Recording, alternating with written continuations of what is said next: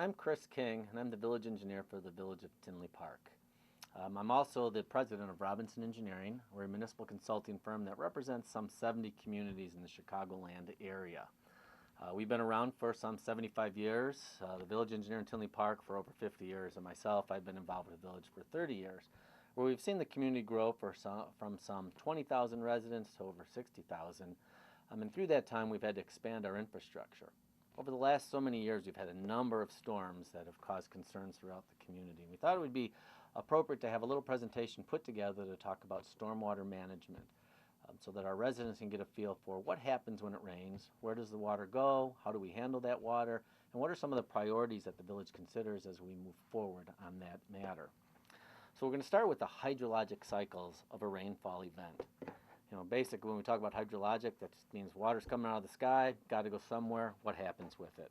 So the first thing that we talk about is precipitation. That's the amount of rain, the length of the rainfall coming from the sky. Sometimes that rain will actually evaporate long before it even hits the ground. We also have direct runoff that's a cause of the rainfall. That's when the ground gets saturated, the water's got to flow. Where does it flow and how does it flow? What impacts that is the soil moisture. Soil can be wet, therefore it's not going to absorb much water. It can be dry, it'll absorb a lot more. It can be frozen and the whole community acts like a parking lot. One thing about when it's dry, and this happens throughout the communities, we've got clay subsoil. And when clay subsoils get dry, they shrink, and it shrinks up against your foundations, and sometimes we get them summer bursts of rain. Water will run down your foundation wall and actually get down into your sump pump much faster than they normally would, and that will cause your sump pumps to surcharge. That's one thing that has happened frequently over the last so many years. We also have surface storage, the detention basins that you see throughout the community. That's where we take the water, we control it, we store it, and we slowly release it to our streams. Evaporation impacts the amount of water and the length of time that water stays on the ground. Undeveloped land, because the ground is saturated, well spread out, will take a lot of time and can evaporate over a long period of time. Unfortunately, developed land, turf grass especially, it's very shallow rooted. It does not absorb as much water as people would think. It doesn't hold as much water as people would think. We don't get as much evaporation that way. And of course, from the roofs, the streets, we don't get evaporation. Groundwater. Groundwater is not as much of a concern in the Village of Tinley Park as it is in many other areas because of the clay subsoils. Clay is very impervious to water flow, so water does not flow through it very quickly is what that means in the short term. So when the soil gets saturated above the clay, the soil stays saturated, the clay can only take a little bit of water, and then the water runs off its surface. That's that direct runoff we talked about earlier. That's where the water will run from our detention basins to our creeks, to our streams, to our lakes. From there, it flows downstream and eventually out of the community. Some of the things that affect that runoff, the meteorological factors, the type of precipitation. We actually can have rainfall in the wintertime. That's when I've talked about the frozen ground. But snow is also precipitation. We had an awful lot of snow over the last so many years also. Rainfall intensity, duration, two real important factors when we talk about rainfall. That's the amount of the rain, and that's how fast or how long that rain lasts. We also have to worry about where in the community the rainfalls have hit. We've had storms where we've had 9 inches of rain on the west end of town and only a half of an inch of rain on the east end of town. Also, the temperature, wind, and humidity will impact that too. Summer rain tends to be a lot higher rainfall intensities, short durations, whereas fall and spring we have longer rainfalls. To set the groundwork for how stormwater management begins in the Village of Tinley Park, we have to get an understanding of what the size of the community is. What this map represents is Tinley Park. Without looking at it, you would know that this is about 5 miles by 5 miles. Tinley Park in its entirety is about 25 square miles. An interesting fact about Tinley Park, though, is that we actually have one of the great ridge lines in the Chicagoland area, which means some of our water drains to Lake Michigan and out to the ocean. Some of it drains to the Mississippi River and down to the Gulf of Mexico. That's what's represented by this dark black line on this map. And really the Midlothian Creek area to the north of there all flows out and goes off into the northeast. Whereas in the south end of town, the Union Drainage Ditch is our main drainage array. Everything drains down to the south and kind of spirals around into the Hickory Creek area and heads off to the Gulf of Mexico. And for those of us that aren't as At depth, at re in a map, I brought along a 3D picture of what that really means. If we can picture the divide, of course we don't have hills like this in Tinley Park, we're rather flat. But what happens is water lands within the inside of this divide and it's going to flow down the hills. It's going to make its way into subbasins, in this instance where our detention basins are, and storm sewers, outlet into various tributaries, which might be Midlothian Creek, could be the Union Drainage Ditch, it might be the 76th Avenue Ditch or the Pilsen Ditch, and eventually collects down into a main waterway and then outlets to a stream, or a lake. Now we talked about in the last two slides what happens when we get a rainfall event in the Village of Tinley Park. We know about the size of the community. We understand a little bit about the lay of the land. Water runs downhill. Now let's talk about the impact of development on stormwater runoff. The natural conditions that existed long before the community was developed included trees and prairie. The trees and prairies had the ability to absorb an awful lot of water. Actually, in those situations, only about 10% of the water would run off of the land. Again, it's not turf grass. Turf grass doesn't absorb as much water as we would like to believe, but natural prairie grasses did. Of that, about 40% of the water will evaporate up into the air, and the remainder of it will make its way into the ground, whether it's to deep water or shallow groundwater. Mostly in Tinley Park is the shallow groundwater. The next type of development we have would be a medium density. Here you could picture the subdivisions throughout the community, all of the single-family homes. In this instance, we've now taken away some of those natural conditions. We've put in lawns, we've put in yards, we've put in streets, we've put in roofs. About 30% of the water will now run off in those situations. A little bit less of evaporation because we've taken away some of the pervious surfaces, and we've again reduced some of the amount of water that will infiltrate into the ground. Then we get into the urban development. The urban development is more of like your downtown areas. It's denser, far more paved surfaces and roofs. In that instance, 55% of the stormwater will run off from a rainfall event. Only about 30% will go through evaporation, and very little will actually experience infiltration, probably in the range of 10 to 15%. Runoff is probably the thing that we are concerned the most about when we have a rainfall event. That's the water that is not able to get into the storm sewers, that must flow down roadways, must pond in our creeks, and we need to make sure that that runoff has got somewhere to go and that it's controlled. When it's controlled, the water will end up making its way to one of our channels. And you've heard talk over the years, especially those of you that live near any of the creeks, about floodways, floodplains. In fact, anyone who's bought a mortgage has had to think about, am I in a floodplain? You've had to sign a certificate as to whether or not you're in a floodplain because you have to buy flood insurance. Understanding what a floodplain is, essentially we have our creeks. And the picture in front of you now shows you what the creek would be like at the bottom of the channel when the normal water is there. We get a rainfall event, we get to what's called the bank full stage. The bank full stage is the water still within the channel, hasn't come out of its banks. Then we get the floodway. The floodway is when we have that 1% chance storm, which is also known as the 100-year flood, which we'll talk a little bit about in a little bit. What happens then is the water must be conveyed in an area that comes out of the channel and must make its way downstream. Okay, we talked about runoff. One of the most important things that we have to keep in mind and what influences runoff the most is the type of storm that we have in any given rainfall event.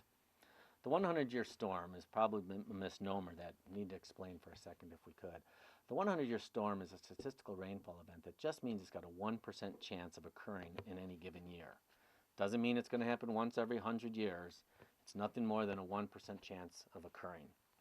Keeping that in mind, a 1% chance storm could be 9.9 inches of rain in 5 minutes. Could be 4 inches of rain in just under an hour and a half, or it could be 7.5 inches of rain in 24 hours.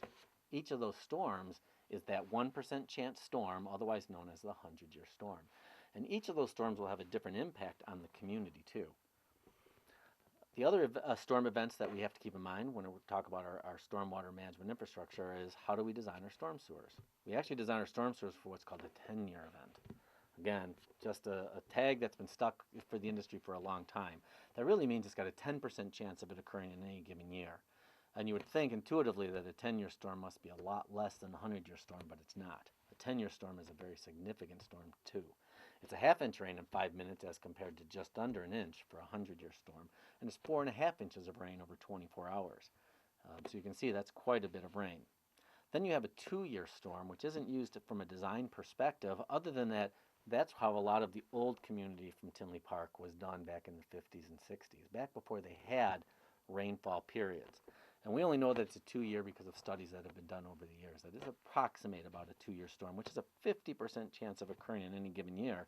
But even then, that's 3 inches of rain in a 24-hour period. One thing to keep in mind is Tinley Park is just like all of the United States. There's a recognized level of risk design that's required for stormwater management, and that's the 100-year storm. That's where flood insurance is driven from. We're required to have flood insurance if we're located within those floodplains that we were just talking about. That storm has that 1% chance of occurring, just like in other things that are designed for the community, such as wind. Wind, believe it or not, we designed in this area for a 3-second gust of 90 miles an hour. A low-level tornado has 80 to 115 miles per hour. So you can see some structures are not going to be able to withstand a low-level tornado. We can understand that. We can't design for that across the board, but you could design it if we chose to. Seismic, we're in Zone A in Tinley Park. We don't have to design for seismic conditions, but we could have an earthquake. Snow, 25 pounds per square foot. That's about 20 inches on your roof. Well, we could have more than 20 inches on your roof. That could be designed for, but it's not cost effective. So one thing we think about from this village's standpoint is we have to be competitive. We have to create products in the community that are similar to what's done throughout the country. Now, if we had to spend, for instance, another $10,000 on every home that was built in the town, and there's 10,000 some homes, that's $100 million that could prevent against a natural disaster that likely isn't to occur. So we want to keep that in mind when we think about risk design as it relates to stormwater management. So bringing this all together, I think an example of one of our subdivisions in town that illustrates what really happens during a rainfall event that will be very helpful. So what you see on the screen right now would be a plat or a plan sheet from the Brookside Glen subdivision. This is located down in the southern part of town, just east of 80th Avenue. What happens is you look at this drawing, and you look to the left, you see the Union Drainage Ditch that's shown in the blue. Well, we get a rainfall event. Rain will start to accumulate in the street. The water will run down the curb and gutter, and if the storm sewers do not have the capacity, the water will pond, as it's shown there at the end of that cul-de-sac. Well, at the same time, that area would have to have an ability to overflow. We still have rain going on the other streets and other rear yards, and the next ponding area would be the rear yards of the lots directly to the south and west. That would overflow, make its way to the street. That would then overflow, make its way to a channel, make its way down to the detention basin, and then ultimately it fills in the floodplain. It's important to know that for all of those overland flows that go between homes, there are easements there. Those easements are not meant to be filled. They're meant to be protected. We have to be careful that sheds don't go there, pools don't go there, landscaping doesn't go there, because it's very important for that water to be able to make its way down the hills when the storm sewer can't handle it. Now know that during a 100-year storm of a 24-hour duration, let's say, that's 7.5 inches of rain, you wouldn't see any of this ponding in those streets. The storm sewer would actually handle that. The storm sewer system is designed really for shorter, high-intensity storms, and it causes the storm sewers to surcharge, the water to pond in the streets, the backyards, which is where we want it. We don't want that water in the homes. That's the most important thing. So after the rainfall event, what happens next is those upland areas, they start to drain down, they start to go away. We no longer have water in the streets, the channel dries up, but we still have water in the detention basin and in the floodplain. And that will take somewhere 24 hours, sometimes 48 hours to drain out of the community. Generally, the ponding that we'll see in the streets, the rear yards, will last no more than about an hour to 2. Now that example of the subdivision was a good one from the standpoint of since about 1981, that's about all of the developments have been designed so that would happen. But what about those subdivisions that were built before then, especially in Tinley where we've got some that were built in the 50s and the 60s. Those older subdivisions, remember I talked about them earlier, they have about a 2-year design. What the village has done over the last so many years is we've invested millions of dollars in trying to address some of those areas, to protect property values, to remove homes from the floodplain. The village has established some service level targets as to when we do that kind of work. Number 1 on that is preventing flood damage to any buildings. We do not want water in buildings, irregardless. 2 is we want to maintain some sort of normal hydrologic balance of our streams. That's basically just being cognizant of where the water is, how does it flow. We don't want to dry up our creeks. We don't want to dry up any ponds. We don't want to dry up any lakes. We want to pay attention to wetlands. We're required to. The Army Corps protects those. We also want to improve water quality. Some years ago, because of the Clean Water Act, we have a requirement for this community, in fact, across the United States, to protect our water quality. We have to watch for pollutants, so we have to pay attention to that in stormwater. Then we also want to maintain, the aesthetic value of our properties. We want to have a good quality of life in Tinley Park. So from that, we take this recommended hierarchy. What happens when something causes property damage? That goes number 1 on the list. Public safety, number 2. We have to make sure that we've got access for our public vehicles, fire, police. If it impacts property value, it's number 3. Negatively affects the quality of life, 4.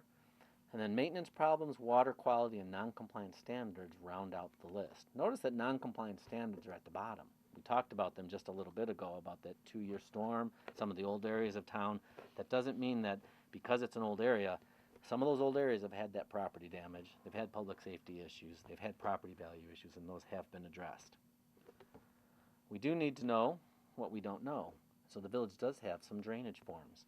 We ask that when you do get some sort of impact from overbank flooding or any kind of drainage, that you fill out one of the complaint forms, submit it to the village. They've got a GIS system, allows the village to better manage this infrastructure. There's questionnaires in there. It's very important information for the village and for us technically, so we get a good sense of what's happening, how it's happening, and what we might be able to do to correct it.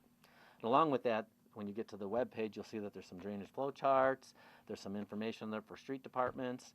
You see, understand that from a stormwater management perspective, our storm sewers are actually the lesser of the important areas. It's those overland channels, the overflow routes. Those are the most important areas that we have to protect. So we need to make sure that those stay clear, and when they're not, we need to know about it so that we can do something about it. We also have a community rating system that I think is important to know. We talked about floodplains just a little bit ago. Tinley Park is a Class 7. And the chart that's on the screen right now shows that there's only up to 9 classes. We're, third from the top. It's pretty good. We don't have a lot of properties because we were successful in removing some 1,000 residents from the floodplain over the last decade. I would point out that it saves the community over $500,000 a year in flood insurance premiums. And so the Class 7 is probably as high as we wish to go. It gives us about a 15% reduction on our flood insurance policies. From then on, it's too costly to try to get into any kind of a higher level of a rating there. So that kind of concludes where we are with stormwater management. I ask that you refer to the online resources that the village has. They've got some excellent trifolds to give you some information as it relates to your storm sewers, as it relates to your sanitary sewers. Those are totally different areas, but you really do need to see the difference between them. They're great resources. There's also the information there to fill out your surveys should you get some flooding. That gives us the opportunity to help you address that problem. So I hope this was helpful, and goodbye.